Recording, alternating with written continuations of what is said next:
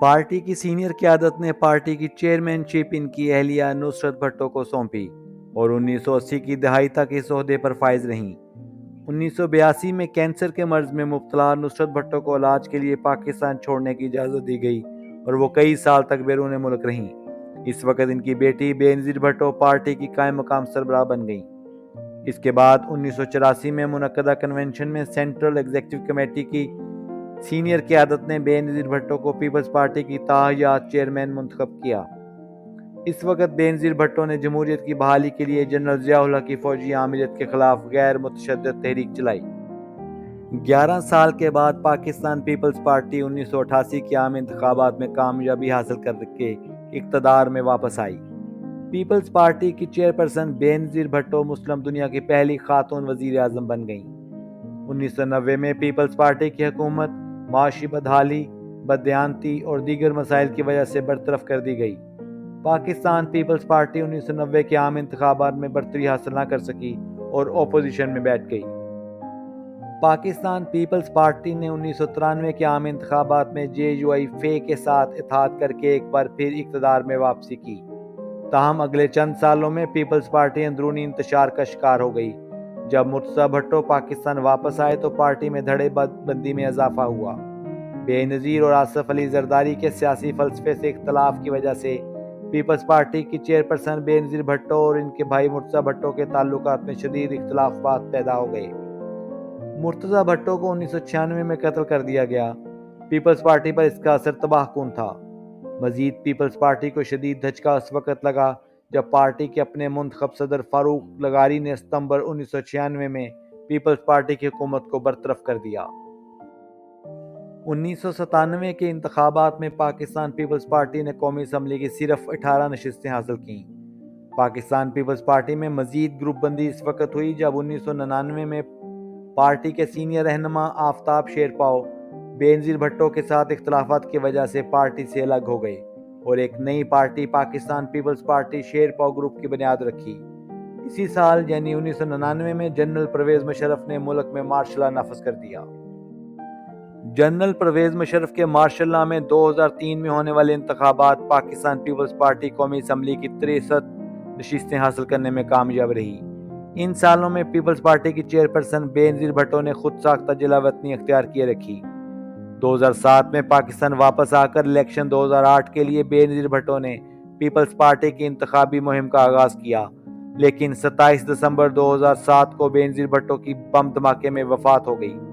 ان کے بعد 2008 کے پارلیمانی انتخابات جو کہ جنوری میں ہونے تھے 18 فروری تک ملتوی کر دیے گئے۔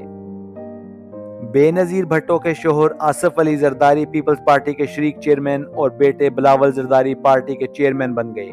ان انتخابات میں PPP نے تمام سیاسی جماعتوں میں نمایاں کامیابی حاصل کی اور ایک بار پھر وفاق میں حکومت بنانے میں کامیاب ہو گئی۔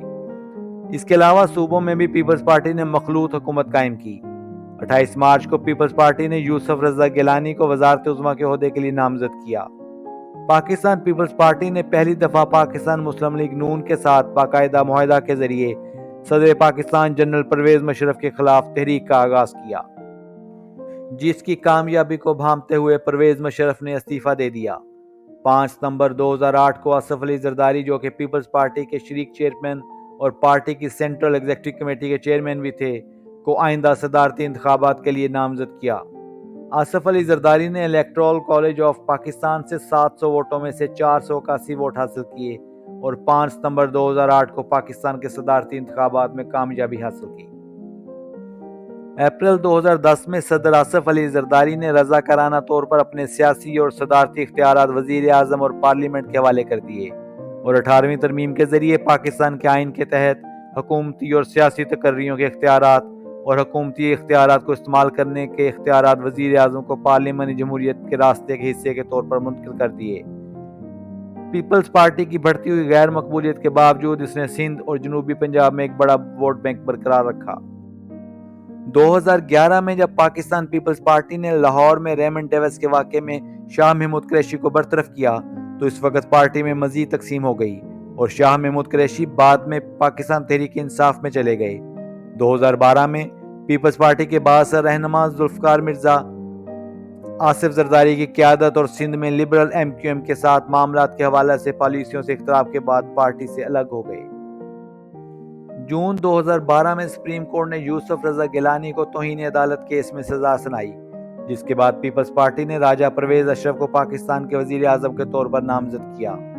تاہم 2013 کے انتخابات میں پاکستان پیپلز پارٹی کو وفاق میں شکست ہوئی اور صرف صوبہ سندھ میں اپنی حکومت بنانے میں کامیاب ہوئی، جبکہ 2018 میں پیپلز پارٹی کے لیے صورتحال مزید سنگین تب ہوئی جب پنجاب میں صرف چند نشستیں حاصل کر سکی۔ ان انتخابات کے بعد پاکستان پیپلز پارٹی کے اکثر رہنماؤں بشمول آصف علی زرداری کو بہت سے کیسز کا سامنا کرنا پڑا۔ پاکستان تحریک انصاف کی حکومت کے خلاف پاکستان پیپلز پارٹی نے دیگر تمام جماعتوں کے ساتھ مل کر ایک 13 جماعتی اتحاد بنایا جسے پی ڈی ایم کا نام دیا گیا۔ اس 13 جماعتی اتحاد نے وزیر اعظم عمران خان کے خلاف تحریک عدم اعتماد کو کامیاب کیا۔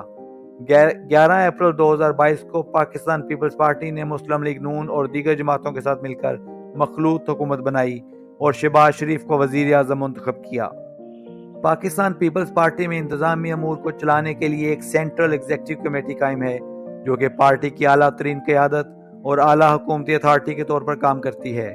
یہ بنیادی طور پر پیپلز پارٹی کی سرگرمیوں، میڈیا مہم، فلاحی تقسیم، عوامی پالیسی اور کاموں کو فروغ دینے کی ذمہ دار ہے۔ Central executive committee peoples party انتخابات کے دوران اور بعد میں حکمت عملی اور عہدوں کا تعین کرتی ہے، اور سینٹرل ایگزیکٹو کمیٹی کی صدارت اس وقت آصف علی زرداری کر رہے ہیں۔